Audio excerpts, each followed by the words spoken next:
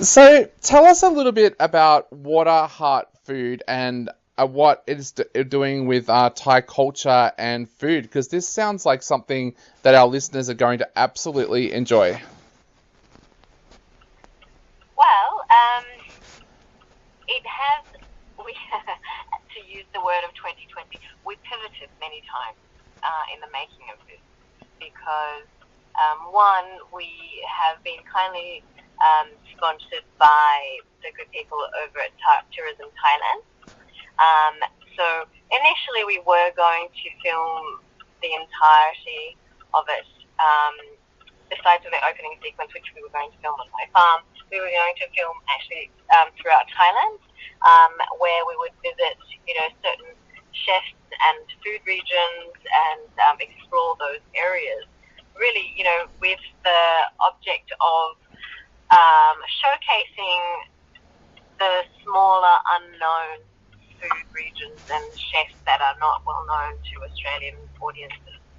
So, and also along the way, visit some our old firm favourites like Mr. David Thompson, um, and so that plan got waylaid, obviously, and so despite the amount of um, background research I did, which actually I was in Thailand earlier in the year to kind of to do scouting, and we would have had an amazing show, but as it turns out, we still have an amazing show, but all of it was actually filmed in New South Wales.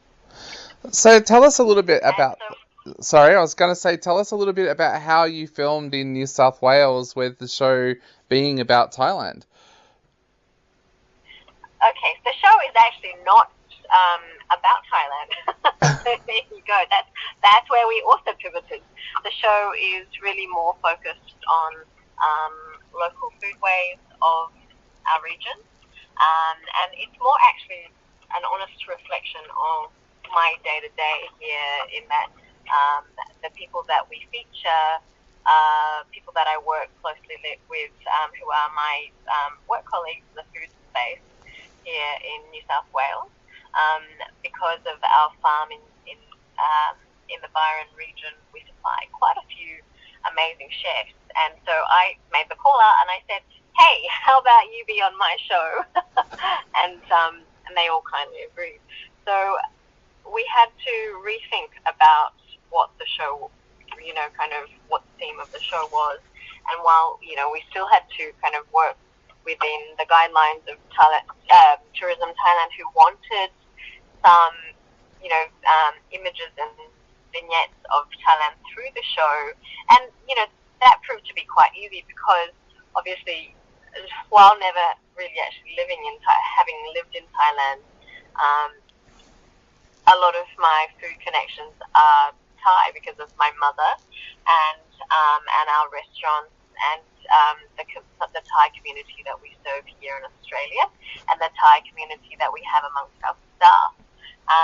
Hence why it was easy for me to go into Thailand and just find amazing things to try to feature for the show. And we've saved that in our back pocket for now. But so for this show, we're kind of like layering it with some of my kind of memories and some, and really it's more of a drawing of a parallel with how immigration has changed the way Australians eat and cook and shop and grow. Yeah. So it's really quite it's really really beautiful and quite in line with what we do, what I do anyway in the Australian food space. Definitely. This was an idea that really fascinated me because I live and work part of the year in Thailand every year, and you've brought together some amazing Thai-inspired foods that are featured in this season. We've got Thai-inspired finger lime dessert. We've got a mud crab salad. Tell us a little bit about some of the amazing food that people can actually learn how to make watching this series. Well, I have to be really clear. While they are really quite, the language is a bit kind of problematic because while it is, we're using certain ingredients that have crossovers, it's not really inspired by Thailand as much as it is inspired by flavors of how we eat in Australia. Yep. New World Cooking is an influence and a confluence of so many Southeast Asian cooking and techniques and French cooking techniques and Italian. And, we are such an amazing immersion of so many different meeting points here in Australia. While we are geographically, obviously, close to Southeast Asia, it was obviously, our European colonies that defined our food culture for the longest time, right? And yet, how is it that pad thai is the most number one ordered dish in Australia? Like, that was surveyed, I think by some kind of census not too long ago, and we actually, Sydney Morning Herald came and did an article about that and took a photo of my mother cooking pad thai for the article.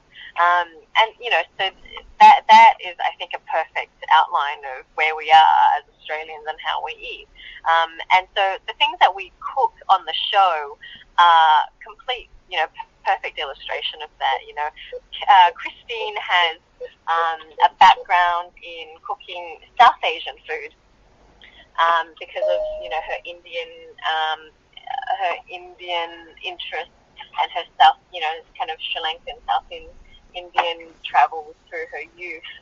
The way she cooked at her restaurant, Universal, that's a great name for the restaurant. It's Universal, right? Yeah. And that's how I think, as Australians, we have that freedom. We're very, very lucky. I think you'll see in the show there's an episode where I cook with an old friend of mine whose mother was one of the pioneering retailers of Thai groceries and Thai fruit and vegetables in Sydney. And like in the show, I mentioned that, like, if our family members saw us cooking like this, they'd shoot us. Yeah.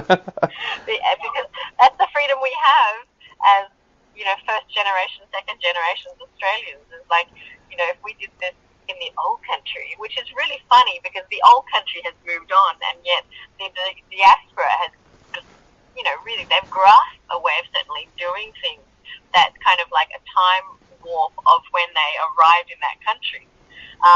So that, that juxtaposition always plays for me, always in my head, about how, I'm always being told by my mother or, people in my family that, oh, we would never do it like that, or, we wouldn't put that with that dish. No. and yet, some of the best restaurants in Australia don't hold fast and true to any rules, and yet it just appeals to all of us. Yeah. No matter what background we come from.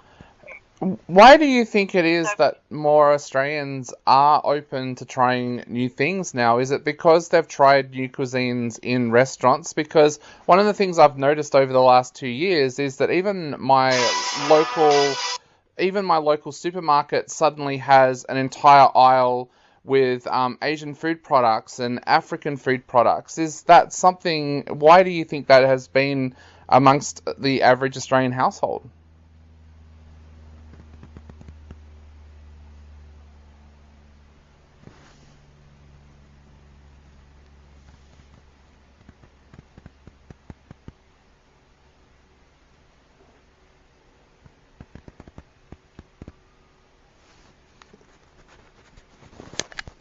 I think, look, there's multiple facets to this. One is obviously, we are an intrepid traveling country.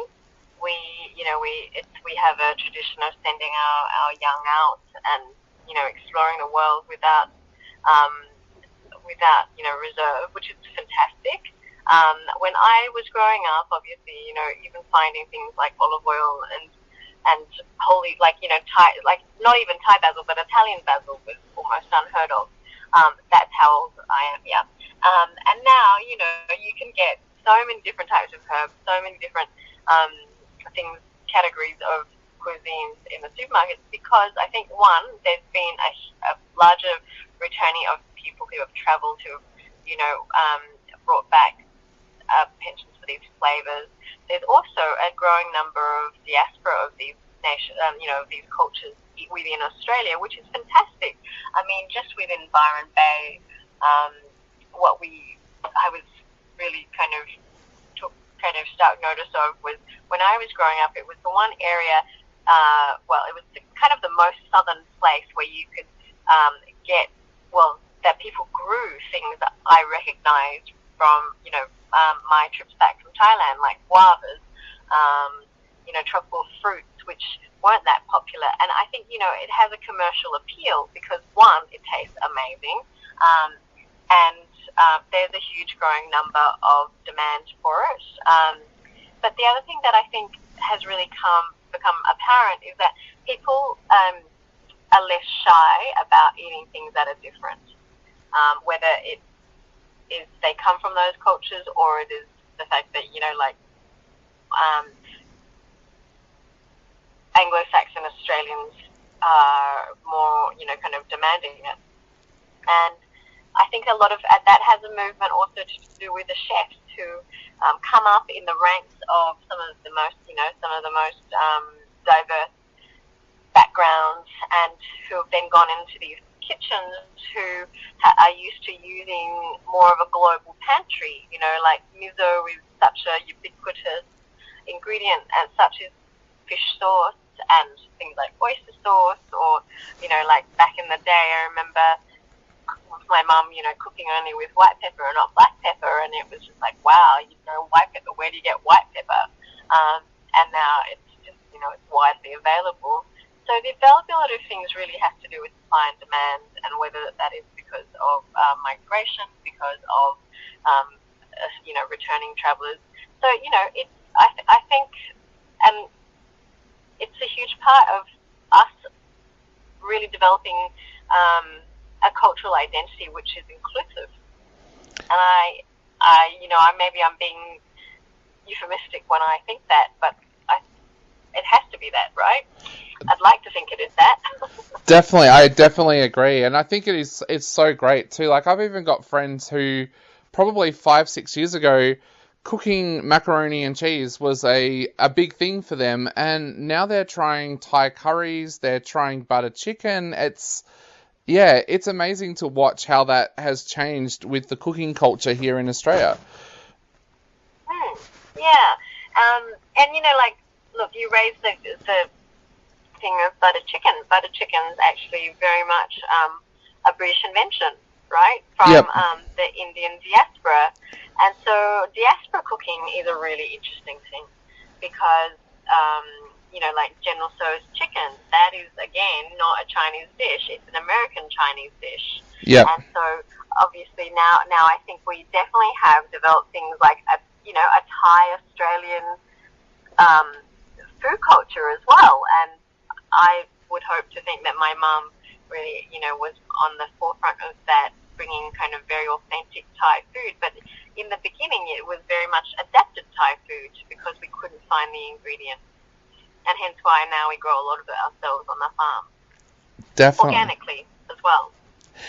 Now, I have to ask, to finish off, what was your favourite dish that you were involved with Water Heart Food? So, oh my God, it's so hard to pick because every single thing that we cooked on there was absolutely, salivatingly delicious. But I have to say, because I am one for eating, I love whatever taste of the place. And very simply put, the thing that most tasted of the place was the yugari, which is the indigenous word for pippies. And so we harvested pippies in the afternoon and we cooked them over coals in the evening as the sun was setting, and we cooked that with Arabella Douglas, who is a Mingambul woman. She is of the area. She, we talked about, she's the one that brings the emu eggs in to two of our chefs who we feature on the show. And both of which, actually, you'll see, do two very different things with the emu eggs. And so, everyone is a confluence of their experience, right? But that was just the simplest thing.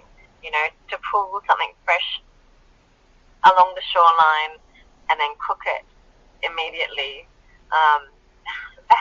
I don't think anything beats that, Definitely. in terms of how you feel when you eat something like that.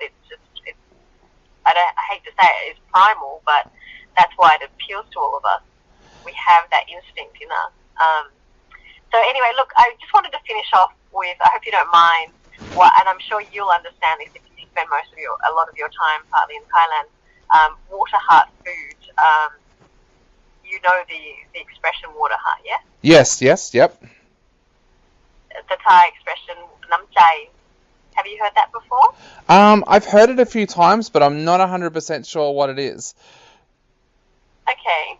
Well, can I explain it to you? Would that be all right? Yeah, definitely. Go for it. Okay, so regardless of where you're born, if you come from the Thai culture or you've been raised in the Thai culture, it's the one expression that you hear pretty much from the time you're born till the time you die, and it's a meaning that embodies like compassion and the easiest way for me to explain is as a young child, if you learn how to get something for yourself, like a glass of water, you would never return back to the room where you were without also having gotten a glass of water for everyone else in the room.